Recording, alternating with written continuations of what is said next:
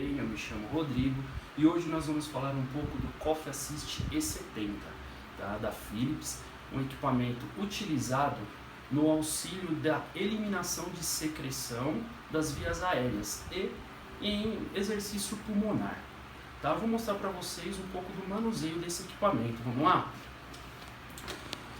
Na parte traseira nós temos a entrada do cabo de energia, de alimentação, locais para transferência de dados e o filtro de pólen. Tá? Esse filtro deve ser higienizado periodicamente.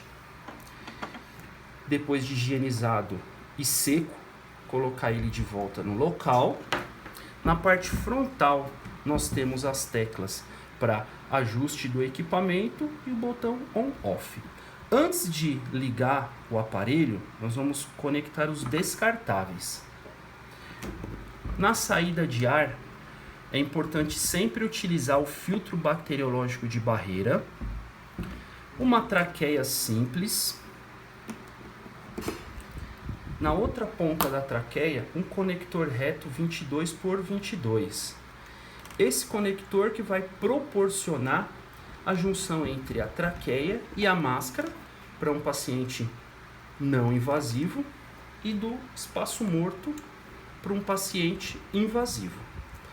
Feito a conexão dos descartáveis, nós vamos ligar o aparelho no botão on-off. Para acessar o menu de configuração, nós precisamos desbloquear o aparelho.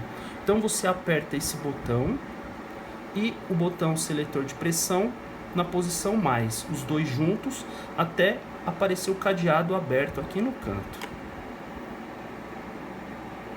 Cadeado aberto, acessamos as configurações e selecionamos o item que desejamos alterar.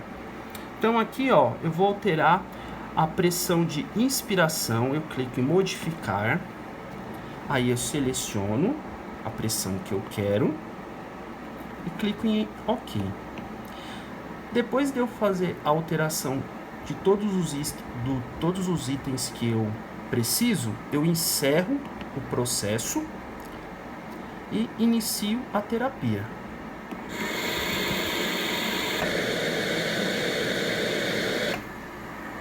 Correto? Fim de terapia, eu coloco o aparelho no modo espera. Lembrando que esse equipamento pode ser utilizado na forma automático e na forma manual. Correto? Espero ter ajudado vocês. Até mais.